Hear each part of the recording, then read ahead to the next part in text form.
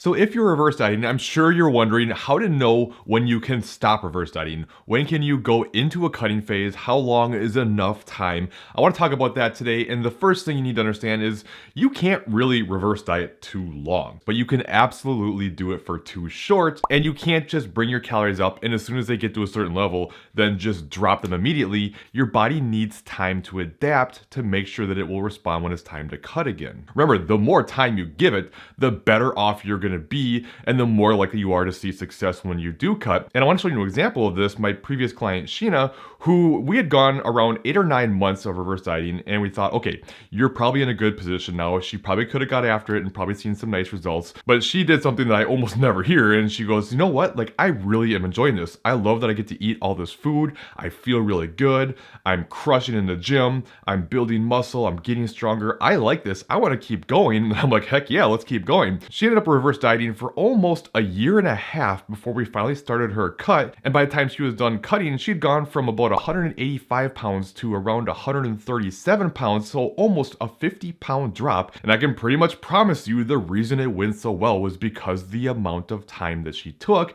before going into the cutting phase. And of course, she was very diligent to the plan. That makes a big difference too. There's just so much value in delaying your short-term gratification and thinking big picture, because it's getting too impatient and constantly jumping into a diet for every little occasion that you ever have. That's the very thing that's keeping you stuck. So with that comes, well, that's great, but how do you know it's okay to cut now? What are some of the signs to look for? And I'm sure you're probably wondering, well, how many calories do I need to get to? And while that's the most common question I probably get, it's also one of the most difficult ones to answer because it depends on so many variables. And what I don't like to do is use some sort of equation, even a Mueller equation or some sort of TDEE calculator or any kind of online calculator, because it's not specific to you. And I've seen horror stories from people who work with other coaches who said, you need to get to this amount of calories and we're not going to stop until you do. And then they ended up gaining 30, 40 pounds because they forced them to a certain amount of calories that their body genetically could not handle. Now you have to be okay with gaining some weight. It's gonna happen,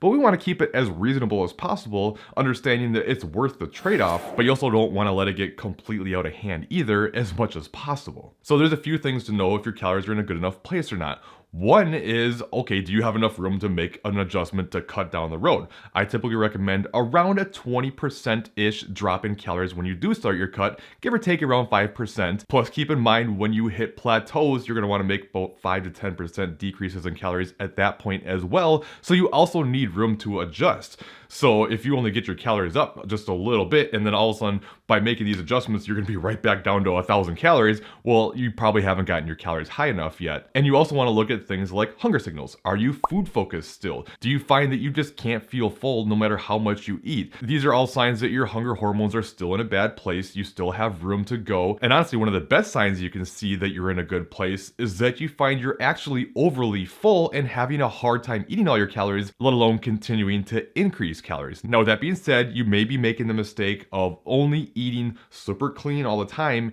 and your calories may not be that high yet, but you're feeling full because you eat nothing but like vegetables and egg whites, and you're trying to increase your calories through hard to digest, really filling foods. So if that's the case, then keep in mind, right, there's no such thing as foods that are bad, that store as body fat. I'm not going to get into that in this video. I have plenty of videos on that topic, but you need to be okay with eating some less filling foods to make sure you can get your calories up and not stay too low because you're so full. You also have to consider, does it feel like the calories you're eating is a good amount for you? Low and high calories is relative to the individual. For one person, even with the same amount of stats, they may think 2,000 calories is so much food and they're just stuffed all the time. The other person might think that they're freaking starving and it's low. So don't look at anybody else and what they're doing and how they feel. Look at yourself. And if you feel satisfied and you're just happy with things, then it's probably a good amount of calories for you. And also consider, like, how are you feeling? Do you feel good? Do you have high energy? Do you feel like you're sleeping well? Do you feel like you're performing well? Are you recovering well? These would all be signs that your metabolism's in a better spot. But if you're not getting those things, and if you're feeling like extra agitated and just really moody all the time and still struggling,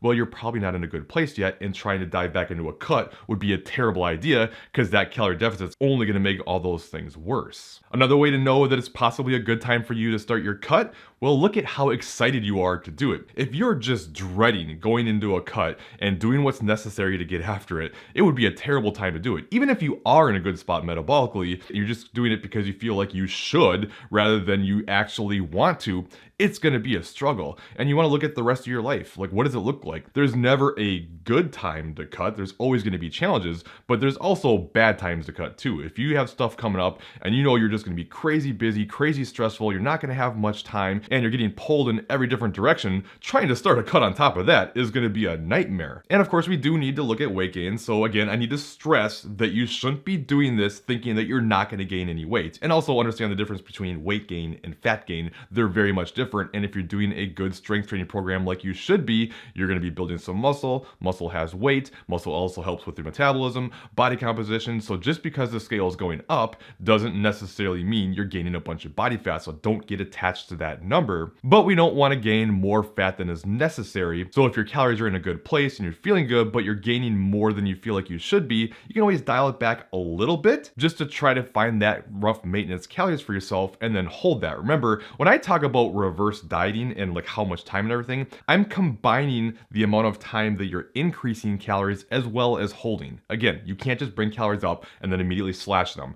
The holding part is arguably more important than anything because you want to give your body time. Doesn't mean you can't maybe slowly continue to increase a little bit, but it's more about keeping calories up and just not going back into a deficit to make sure your body gets adapted to these higher calories. Now, with all that being said, the $1,000,000 question is, okay, that's all great, but how long? Like, should I do it for 6 months, 9 months, a year? How do I know it's been long enough besides just some of these signs that I gave you? Well, as always, it depends on your unique circumstance, but don't worry, I have a video that covers this you can check out up top next that will go over everything you need to consider and how to know that you've done it long enough. So check that out next. Otherwise, I think you'll like this bottom video instead, and I'll see you in one of those other videos.